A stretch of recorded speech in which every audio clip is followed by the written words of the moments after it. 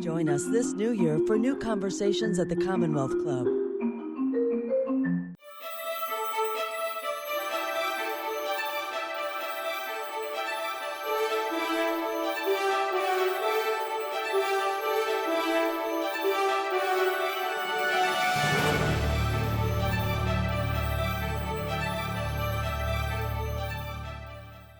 Welcome to the Michelle Meow Show at the Commonwealth Club of California. I'm John Zipper, the club's Vice President of Media and Editorial, and Michelle's co-host for the program. Thanks for joining us today. For those of you who are joining us for the first time, the Commonwealth Club is a 118-year-old, almost 119-year-old, nonpartisan, nonprofit organization dedicated to the civil discussion of important issues of the day. Any views expressed are those of the speakers. Now, the Commonwealth Club is producing hundreds of programs a year, even during the pandemic. Head over to commonwealthclub.org/MMS for all upcoming programs. In the next few weeks, we'll be talking with filmmakers about a women-run news service in India. We'll meet the candidates for the most closely watched legislative election in California, and we'll have a live in-person program with Jeopardy champion Amy Schneider. So reserve your tickets now. If you're watching us live on YouTube, use the chat box to submit questions for our special guest today. Now, it's my pleasure to introduce Michelle Meow. She's the producer and the host of The Michelle Meow Show and a member of the Commonwealth Club's Board of Governors. Good to see you again, Michelle. Thank you so much, John, and thank you to all of you for joining us for this conversation. We hope that you're staying safe and healthy. I think it's still hard for many of us, I know it is for myself, to look back after 2 years of this pandemic, especially to think about the beginning of it. We're still grappling with the virus, its variants and mutations, and the continued disruptions to our lives. In the Same Breath is a film currently available on HBO that explores the origin and spread of COVID-19 from Wuhan to the United States. So here to discuss In the Same Breath is filmmaker Nanfu Wang. But before we begin our conversation, let's play the trailer for In the Same Breath. Each year in January, I return to my home in China.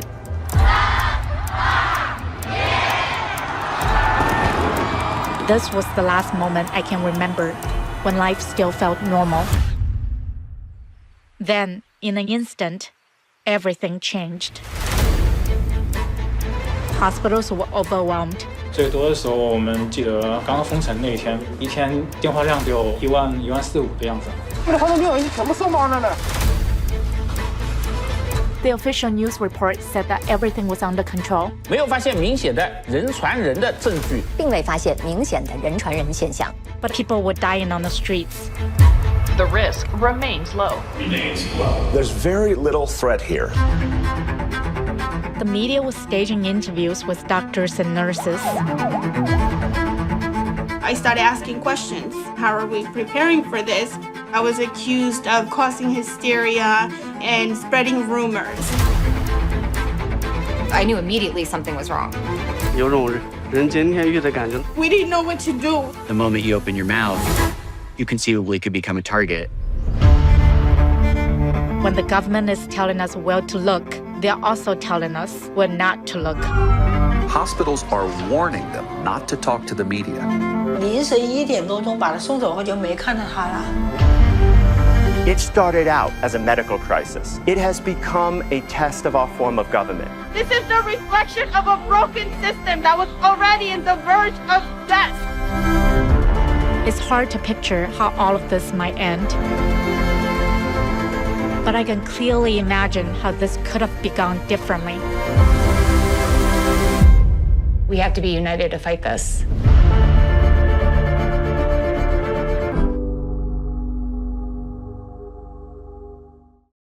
Welcome, Nanfu. Thank you so much for joining us this afternoon. Let's begin by talking about the film and kind of where it started, how it started with yourself. I know the film opens up, we hear your voice. It's New Year's. It's around, it's January 2020, and it feels very personal. Thanks. Thanks for having me. Yeah, I was born and I grew up in China. So The film opens in January 2020 when I was in China visiting my mother, who lives 300 miles away from Wuhan. And I had brought my 2-year-old son to visit my mom. And I had 10 days that I needed to come back to the US to work. So I made a decision that I was going to leave my son for 10 days in China. And then I was going to return and spend more time with my mom and to pick them up and come back home. So on the day that I came back to the US, which was January 23rd, Wuhan went into lockdown. And I learned the news when I landed in San Francisco airport.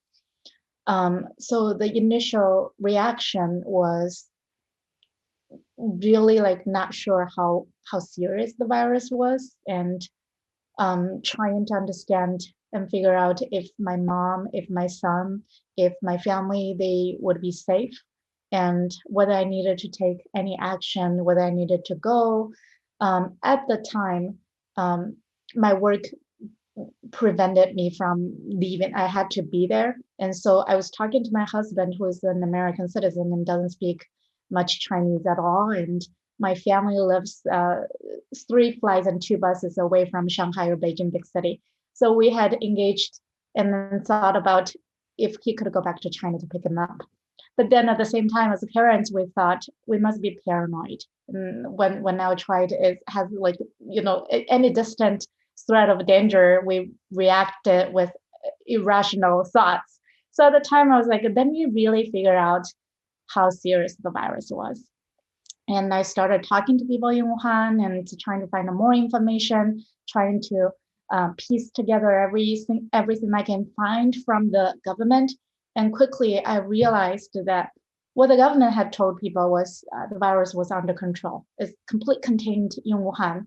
My family in another city is not going to be spread it to. And but what I learned from people in Wuhan, it was a complete different story. They couldn't get care. The hospitals were full. Nobody would answer their calls. And social media and anything on the internet that they wanted to send out, those would be deleted.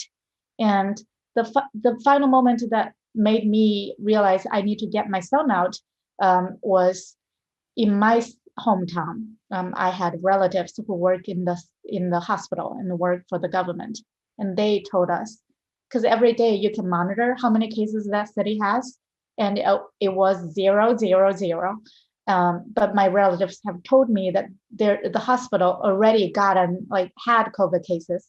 The government official relative also told me that was the policy, that they were not allowed to report. So from outside, you still see it's 0 case.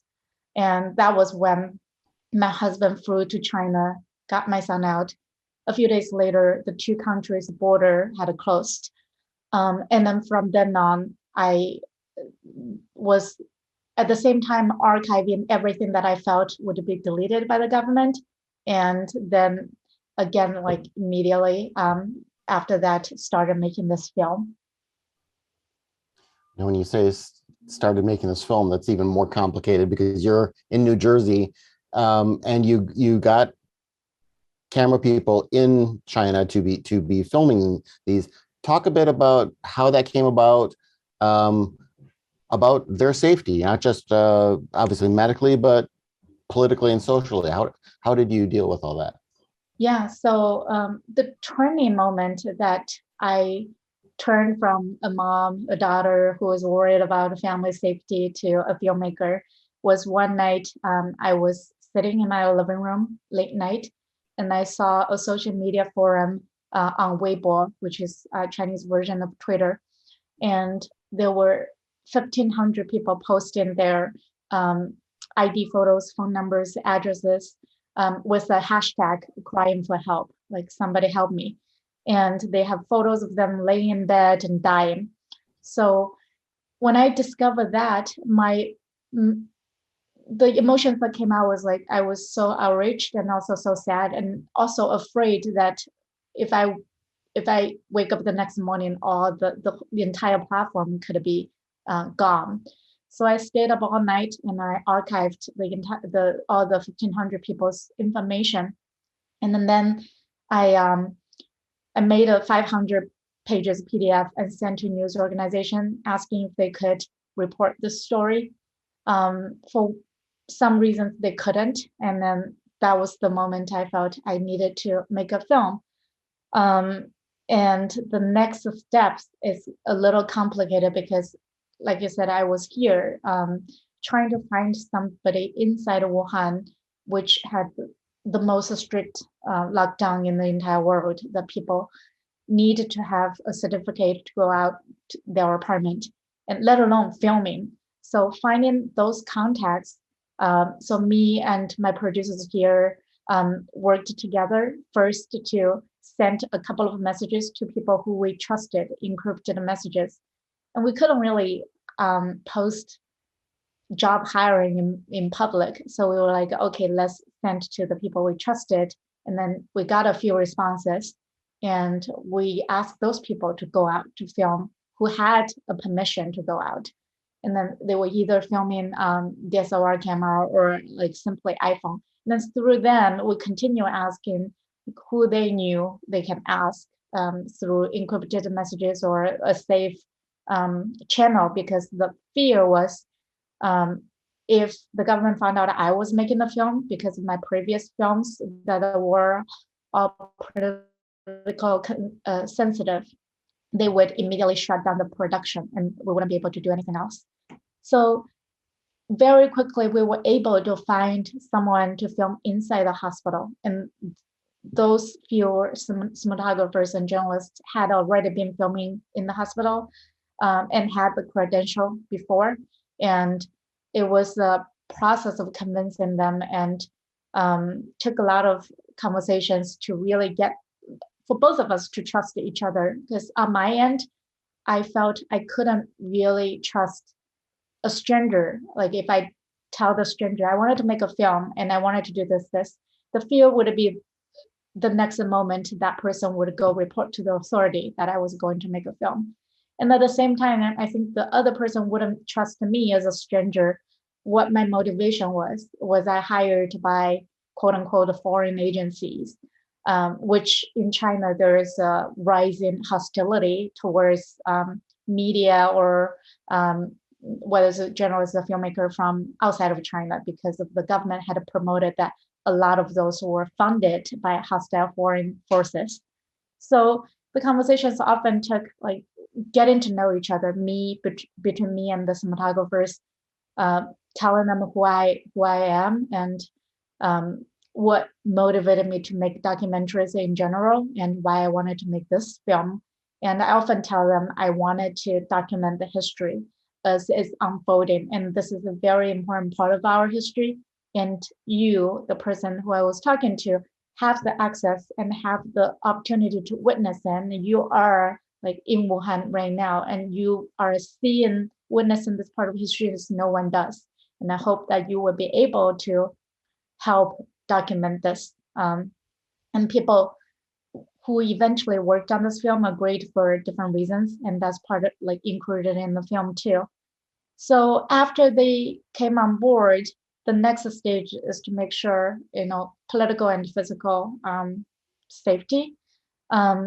In terms of physical safety, luckily those people, the first few cinematographers we hired, they had been working in the hospital for a while now. And they learned from doctors and nurses how to don and off, and they have all the equipment, PPE ready. So we asked them to film tutorial on how to put on stuff and how to take off, how to clean equipment. And we use those tutorial for every other crew member we hired after that. And in terms of political risks, we were taking precautions such as every single from one point to another point's communication is encrypted, and every person has a new account, whether it's the messenger or email or a platform that they use. So it's not mixed with their personal, that's something that they use in a regular basis. And then each of us use a pseudonym. And so if it is like that account being hacked or, exposed, that they still have to trace back to who. And then the other thing is, we end up having more than 10 cinematographers and a lot like researchers and the field producers working on it. We assign each person one thread of the story. So if one person is going to meet these three subjects to film, we don't assign this person then to go to meet a journalist, because if you start bringing mix of the different sources, you might jeopardize, if you jeopardize one, if the journalist is being surveilled, you might bring danger to the other person you're going to meet in the next day because you're being monitored. So each one of our crew member is assigned with a very specific storyline. And if you look at that storyline itself, it might not be like sensitive. Nothing is politically wrong or subversive to the government. And it is the combination of editorialization that analyzes, that's analytical and critical. So the idea is, if any of our crew members were to be questioned by the government, there is plausible deniability. Yeah. I have to take a deep breath just to, you had to really think through the process of getting the footage, from China. The film also explores how the United States responds to COVID-19 during the early stages. And so at what point did you decide to include, how the country responded, but also giving the perspective of those who refuse to get vaccinated and those who have deep distrust of the government? So the US part of the storyline was completely unexpected and shocking, and I think to most people too, because in January and February, I had not expected the outbreak would have reached the US, and the US would have responded in a way that was shockingly similar to China's response, which was filled with misinformation and disinformation and the lack of transparency. So when that happened in March, I was thrown into a state of, I think, confusion and just, it was perplexing. And to me, I think someone as an immigrant and it came to the United States with a very idealistic view of what the country represents, that was a moment that I had to ask myself, what did I not know about the US and what I had not seen, what I had been blindsided by my own biases about the country. So as a filmmaker, oftentimes I felt the filmmaking process is my way of trying to make sense of the chaos, trying to make sense of the situation. And when I was confronted by all of those questions, that became part of the narrative too. And the filmmaking immediately, I think, evolved naturally and expanded to the US. We then had, I was working with our producers, Jialin, and the model pictures, Julie and Chris and Kelvin. We are all here, like based on the East Coast. So what we did is then we reached out to cinematographers across the US who can go to different states to film. And those was part of me, I think, was me really trying to, through the filming and the editing, to try to answer those questions, like what is going on here and why I'm seeing China and the US complete different political systems, and two countries claim the opposite as well, and have so much in similar in the way that how the government had withheld information, intentionally mislead the public, and prioritized preserving its image over public health and safety. So a lot of those things became the themes of this film. Well, and right along those lines, of course, I mean, you begin the film with the New Year's celebration in Wuhan, and I have to admit, my first thing was just amazement at the buildings being lit up and all of the synchronized pageantry of these buildings. I mean, here we're kind of amazed if one skyscraper kind of puts a Go 49ers thing during the Super Bowl or something. But I mean, this was like, it looked like the entire downtown was all, I mean, it was gorgeous. And yet, as we're going through the movie, and of course, we see some of those other scenes again in the end, but as we go through the movie, it's really kind of sinking in. This is a government that has total control over all that. It'll go in and it'll delete your posts that you like one of the people you were interviewing there, where one of the citizen journalists. It can control all the pageantry. It can control the news. I mean, the clips you have there of the news readers all saying exactly the same words on multiple. I mean, that really kind of hits home. And of course, it may be a different variety there that in China that they're doing that. But of course, here in the United States, we also saw, the misinformation, the denials, the conspiracy theories, all running through very high tech, social media, various platforms and everything.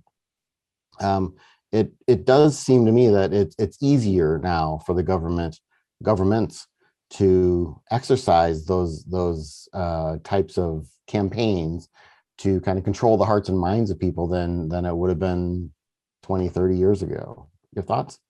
Absolutely. And I think it's also harder to detect because 20 or 30 years ago, or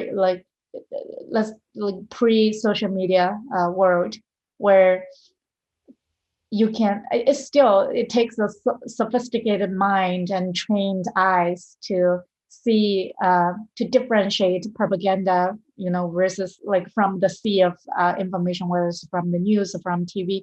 And in China, definitely that's more, is 24/7 cycle of media was controlled by the state. And now, although now that we have social media and it's so hard to trace and it is so hard to, it can be, there could be government forces behind a campaign, behind a message, but it's hard to pinpoint where it exactly come from or what is sponsored by who and what is messages intentionally promoted by whom. And that's one of the things that I think in the same breath was really trying to highlight, which is the virus is not as nearly as dangerous as the misinformation and disinformation we are facing. And I always felt that even in 2020, we knew that there would be a vaccine. And we knew that, although we didn't know it's going to take so long, that eventually the pandemic would end. Is surprising that we are still in the midst of it. But what is more dangerous and more horrifying, I felt, is there is no vaccine to misinformation, disinformation, and there is no really contact tracing or an effective way of detecting it and then fighting against it. And it probably we won't have that in a long time.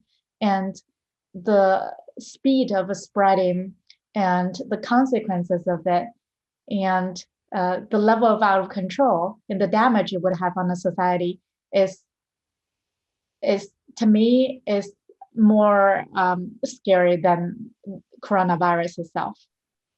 And I want to follow up on that. Just this, I watched this film on HBO Max, and I think that's how it's being distributed. We hear other stories throughout Hollywood of movies that are being made where they're catering the script, they're catering the casting and the marketing in order to please China, because they want to obviously have it play in the Chinese market. So they're soft pedaling things. If any of the actors tweet something negative about China, they're getting into all sorts of trouble. You talked about there's no vaccine for misinformation and all this stuff, but it's the independent documentarians and the independent citizen journalists and such seem to be very crucial. Are there enough outlets and support for the work that people like you are doing in order to trying to think of a vaccine analogy to make, but to kind of try to play some of that role to I think I am one of the lucky ones that the film from a very early on, HBO trusted in this project and supported 100% with complete creative freedom and allowed a platform for the film to be seen widely. But I think I am one of the lucky ones, and there certainly could use a lot more support for independent filmmakers.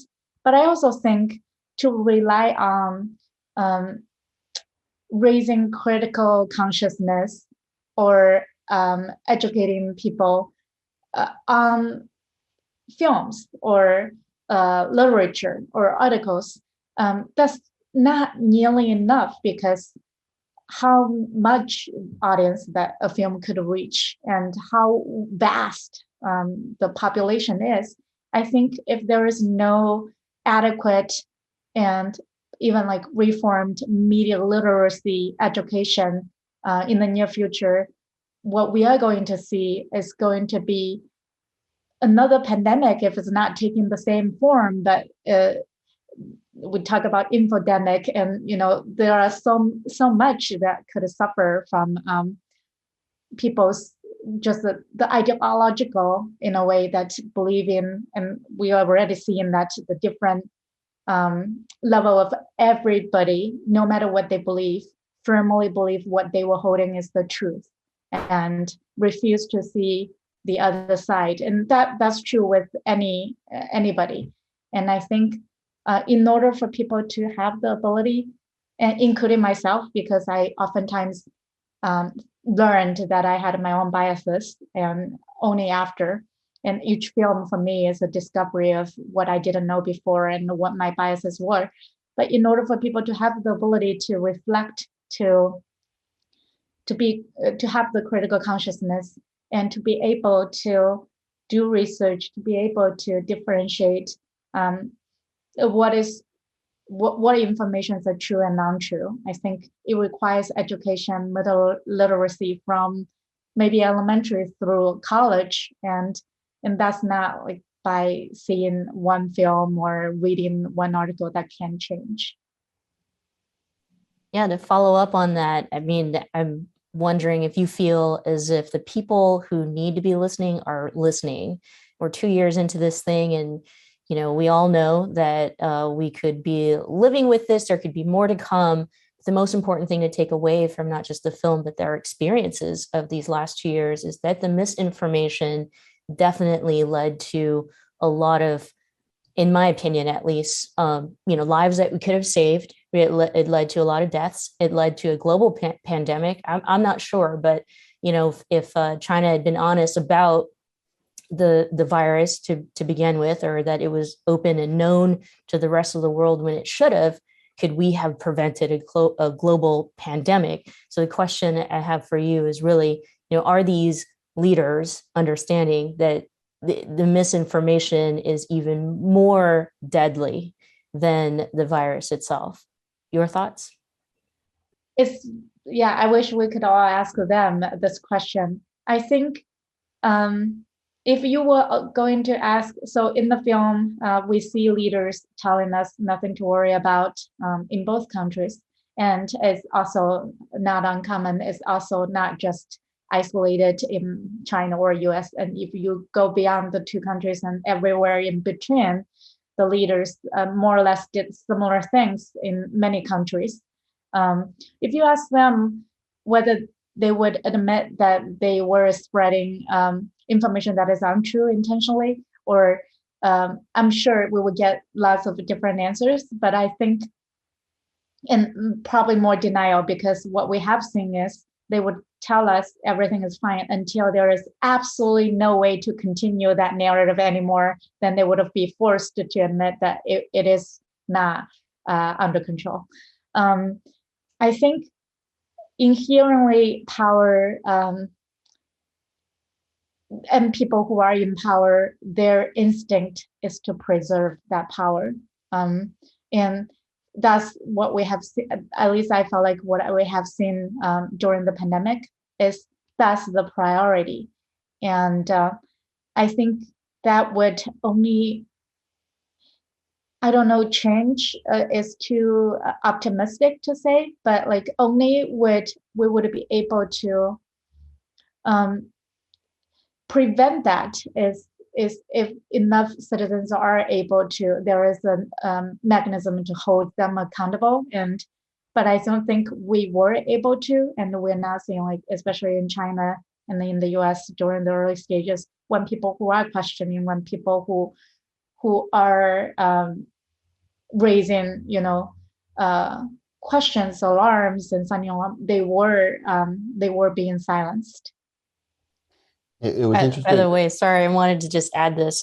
I do still feel resentment for accepting the narrative that we didn't need to wear masks in the beginning, and here we are 2 years later, and cloth masks aren't even going to cut it.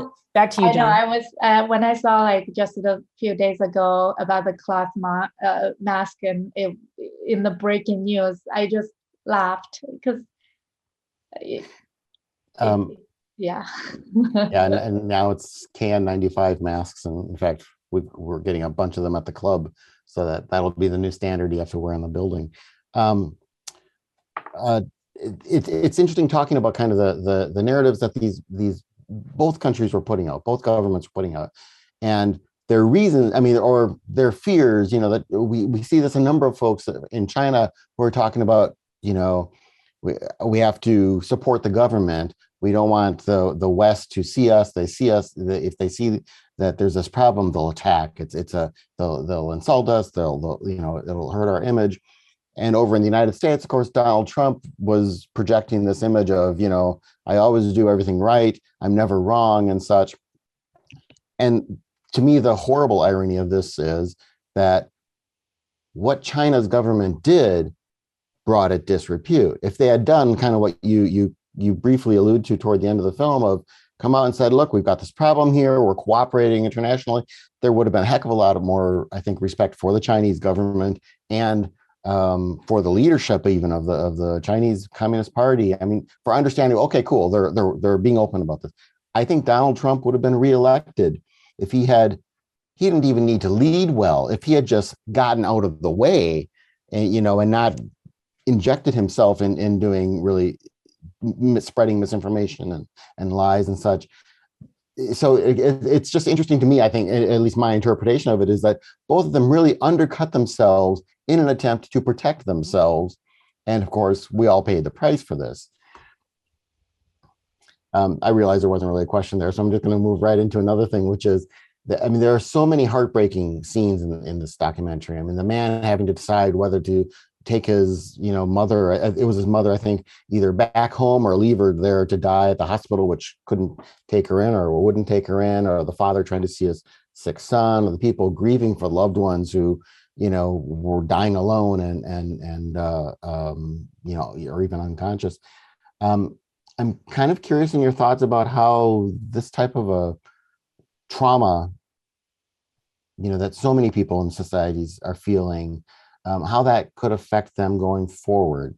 You kind of touch on a bit about the political ramifications of this and how people have gone through these things and how they then feel about the government afterwards. Could you, I don't know if you're catching where I'm going with this. Could you talk a bit about that? How, past real failures of the government to deal with like a pandemic or a big health crisis or something, it didn't undercut them.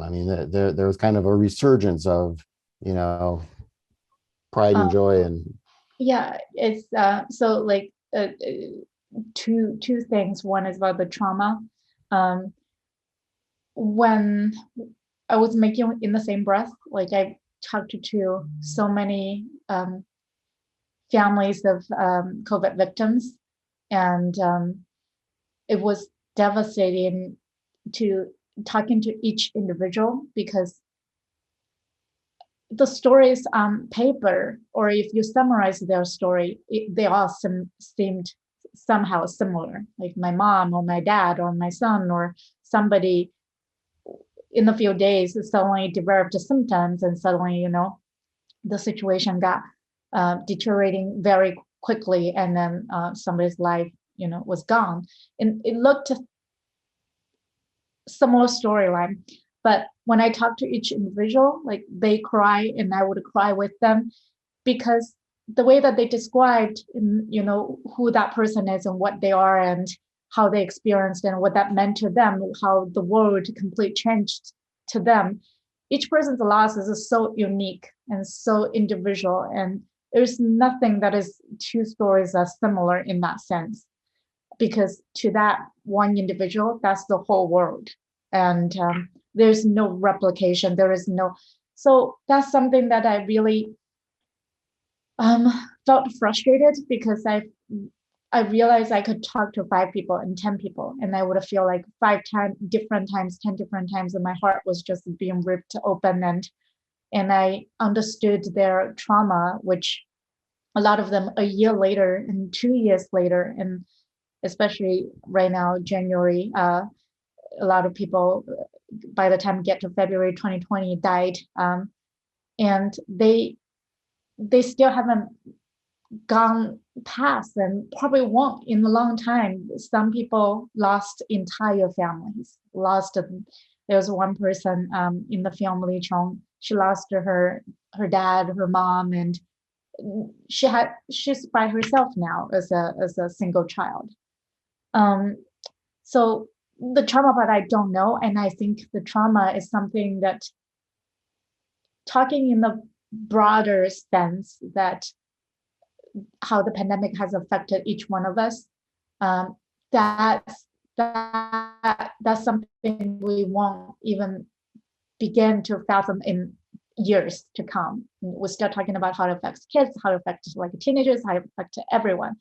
And then on the other hand, like the other question that you were mentioning, why so many victims in China, that after the outbreak in Wuhan, after the quarantine was lifted, that they turned around and they praised the government. And that is very, very, very interesting.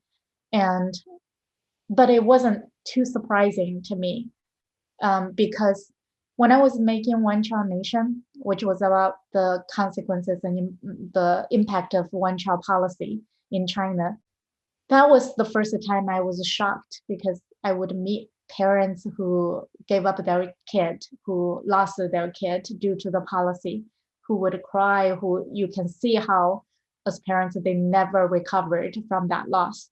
And yet they would still say the policy was great. Our government did the best that they could. And that's exactly the same narrative now that the outbreak in Wuhan has passed the first initial stage, people's conclusion. And I think it has many reasons. One is we're talking about a lot of people who throughout their entire life, like my mom, she never was encouraged, whether it's from education or from media education or regular education that she received, never was encouraged to be critical, never was encouraged to think differently.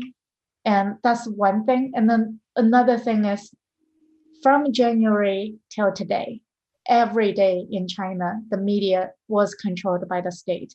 The media has created a narrative which promotes a successful victory story. And when you are watching something, whenever that's just what you have access to on TV, on news, on everywhere in your life, social media, that's the narrative that you hear, that one, China did the best they could. There is nothing else they could do as a natural disaster. Two, every other country has done a worse job. And look at the US. And so that's the narrative they have been promoting, and that has almost replaced people's actual memory now. And that's what have been internalized by people. And I can already see that that would be the version in the history book in China.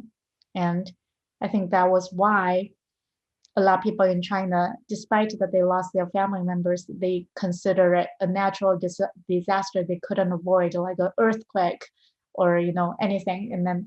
But the government didn't have the responsibility. Well, if I am going to write a future book, it would be about failed leadership during a pandemic, period, everywhere around the world. That's what I would write about. I mean, there was a scene in there in which a healthcare worker or frontline worker talked about the fact that the United States had relied on statistics surrounding supplies versus science. And then you write, and you just mentioned it, that there were just other priorities going on. So I'm curious to hear, what has been the responses. You brought up your mom, and then you brought up, some of the folks that you'd featured in the film. In the film, we learn of journalists who have gone missing. We learned that there were doctors early on who were trying to ring the alarm bell who had become silenced. I'm curious to hear the responses after seeing the film. Like, what kind of responses were you getting from either China or here in the States? Yeah, in the US, I think it's interesting because since the film premiered in 2021, January, a year ago, on Sundance at a festival, and then in August at HBO, it has been pretty much virtual. So I would get occasionally like people sending me, there was not a lot of like face-to-face conversation, but I would get people's responses. I think in the US, you often, I would find that people, and that is true, oftentimes they got a partial image of China through news reporting, or based on wherever their circle is and what their preconceived notion of what China is, and seeing it, this I think gave them a new way of looking at it.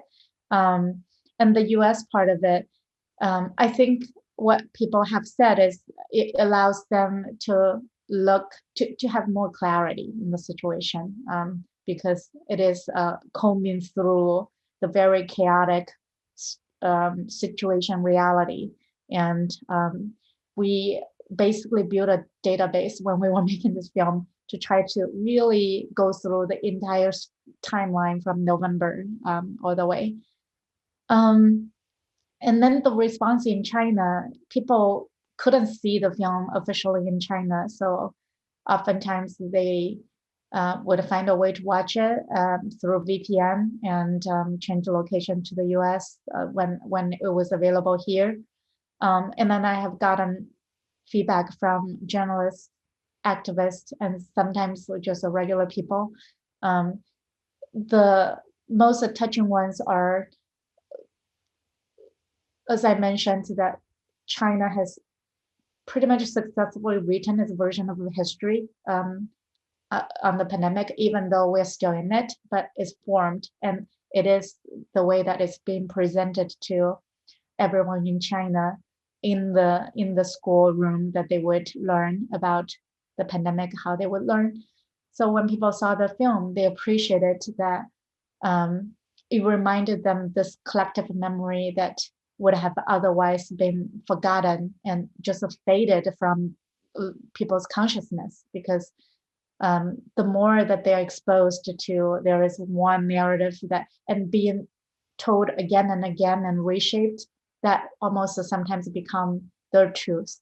So when there is a documentation that has visuals, has the actual documents from the time, people suddenly was reminded, oh, this was how I felt, this was what I saw then, and I almost completely forgot. And it was funny because a lot of people in the US had actually said to me that when they saw the clip that Fauci said in March that don't wear a mask, their consciousness has almost, I think, shut that off, and then they don't remember that has been said before. Or they hadn't, it was so chaotic in March that who has said what and when, it was completely became a blur. So when they saw the film, again, they were reminded, oh, this was part of the history. Yeah. So you were not just documenting something that was happening to other people, as we noted, You were talking about your own family. And I did working on a documentary about this while it's happening. Did that help you deal with I assume, the stresses and the worry that you were feeling, or did it exacerbate that? It helps. It's therapeutical. I felt when I was working on it in 2020, when I'm sure everybody was consumed, overwhelmed by the situation, and news is every day you hear about it. To me, I remember when I was working on it, and I felt how grateful that I happened to be a filmmaker, and then I had the skills to be able to respond to it actively. Like I wasn't in a passive way to receive the information, to living through that period, but I was able to go out to explore, to interrogate the situation, and to be constantly engaging in an active way, and to be able to express my own emotions, and work through those emotions through images, through the film. And I think a lot of people must have felt a lot of the similar emotions that I felt. It was so extreme that if I hadn't been working on the film, I wouldn't have found an outlet. I wouldn't have known what I could do, how I could just not feel so strongly about. But once, it's almost like this is a platform that once I let the emotions go through the footage, then I felt like it was expressed, if that makes sense. As a viewer, I have to say, I felt validated. A lot of the beginning, I guess, anxiety around COVID and what my thoughts were inside, like, no, I think we should wear a mask, or I think this is way more serious than just a cold or a flu. It all got validated for me as a viewer. So thank you so much for the film. At the end of the film, though, I was surprised by what you said, that there was something much more frightening than the virus itself. So I know we're winding down on time. I'd love for you to talk about what you mean by that. Yeah, it was connected to what I mentioned earlier about the spread of misinformation and disinformation in this social media age, in this quote unquote post-truth age, and how we can discern that, and what kind of a mechanism, what kind of effective response that we can have. And also by this tendency of authoritarianism that we have seen in the past years rising all around the world. And like I said, I grew up in China, and I'm so aware of the Chinese government and how it governs, and seeing how it had rising from the pandemic. And it is true, I think a lot of scholars and experts and people would have praised the efficient, quote unquote, efficiency of its handling of Wuhan pandemic, and the outbreak, I meant, and how if that's the case, and if that's how people are started saying, and unfortunately, how bad the U.S. handled it had become a propaganda tool to further serve China's narrative that our system is better. Although this is not really a contrast, not a competition at all, but there is a lot of discussion and conversation, discourse that people are saying what China did, it is good. And my fear is that by acknowledging that and by almost approving that, our world is, and then not seeing the problems that it has, our world is going further towards that direction of having authoritarian govern and leaders rising in the next decade. One of our viewers asks if you have a sense of how China's policy toward COVID is affecting people's lives now. So after the time when you made the video. So China has the most strict lockdown policy and testing policy. So and everybody has very strict QR code whether they are like green color, orange color, or red color, really like it is so implemented that it really affects whether they can get on a subway or whether they can get on a train. And for outsiders, people who travel to China, is a mandated 3 weeks of quarantine in a hotel, military style. Like husband and wife needs to be separated in 2 rooms. And in China right now, there are outbreaks in different cities. So currently in Xi'an, which I believe has 13 million people, if I remember correctly, that it is the same scale of Wuhan's lockdown, that the entire city is under that lockdown. And there are new cases rising in Tianjin and Beijing, and they do quarantine each city when they discover an outbreak or breakthrough out in that city. And it's the same as what you've seen in the film in Wuhan. This is one of my final questions for you. One aspect of COVID-19 and the pandemic specific to the Asian community is the anti-Asian racism and hate and violence that we've seen spun out of this. And it wasn't talked much through the film because I know that it was focused on different aspect of it, but I wanted to hear if you had thought about it, after the film had already finished, that might be a component you would talk about or include in a future film. Absolutely. I think so. In the film, there is a scene where the reopen protesters are, everywhere in the country. And there is a scene in, believe it's Chicago. Our cinematographer who was filming that day was an Asian guy, Sam, his name is. And